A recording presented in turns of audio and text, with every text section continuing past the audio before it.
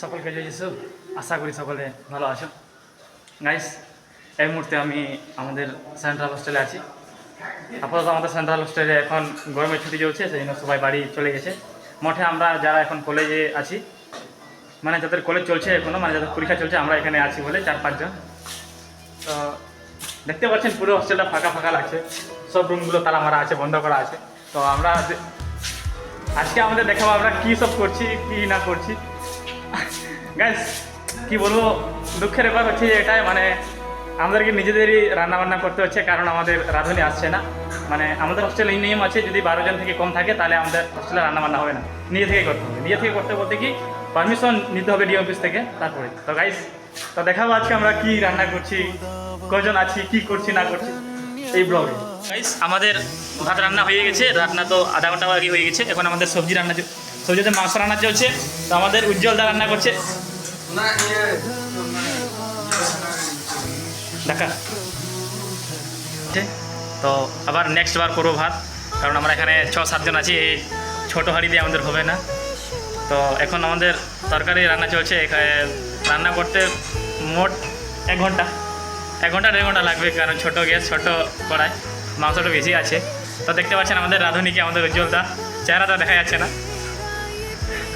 তো আমার একটা রিকোয়েস্ট, যদি আপনাদের কারো যদি বিয়ের জন্য রান্না বান্নার জন্য লোক লাগে তো আমার সঙ্গে যোগাযোগ করবেন। আমাদের এখানে আছে আমাদের দাদা।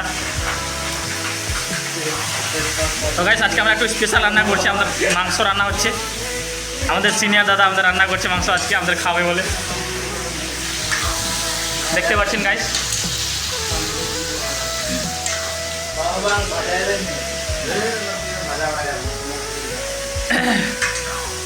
যদি গাইস আপনাদের ব্লগ ভালো লাগে, লাইক কমেন্ট শেয়ার নিশ্চয়ই করবেন, ভুলবেন না করতে।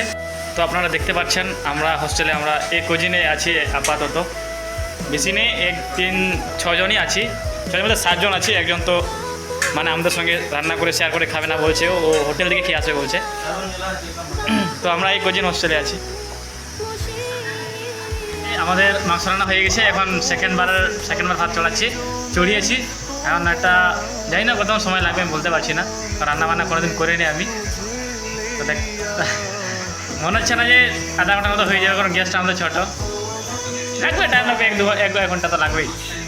তো গাইস, কী বলবো, ভীষণ খিদা পেয়েছে আমাদেরকে, কারণ আপার আপনি বসে আছে, দেখতে পাচ্ছেন কে কী করছে, আপার আপির কাজ করছে। তো ফাইনালি গাইস, আমাদের রান্নাবান্না হয়ে গেছে। এখন আমাদের উজ্জ্বলদা ভাত বাড়তেছে সবার জন্যে। দেখতে পাচ্ছেন অনেক ভালো মনের মানুষ উজ্জ্বলদা, মানে আমাদেরকে কোনো কাজই করতে দেয় না, মানে নিজে থেকে সব কিছু করে। থ্যাংক ইউ উজ্জ্বলদা, তোমাকে অনেক অনেক ধন্যবাদ আমাদের জুনিয়রদেরকে এত ভালোবাসা দেওয়ার জন্যে।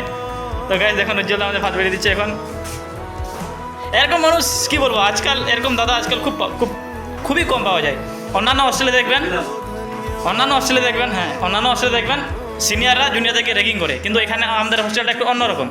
সিনিয়ররা জুনিয়রদের একটু ভীষণ ভালোবাসে, সত্যি এটা কিন্তু বাস্তব কথা। আমাদের হোস্টেলটা একদম ভালো হোস্টেল, মানে সিনিয়র জুনিয়র আমরা মিলেমিশে থাকি, নো রাগারাগি। তো গাইস, আজকের ব্লগটা আমি এখানেই শেষ করছি। আপনারা যদি ব্লগ ভালো লাগে তো লাইক শেয়ার কমেন্ট অবশ্যই করতে ভুলবেন না।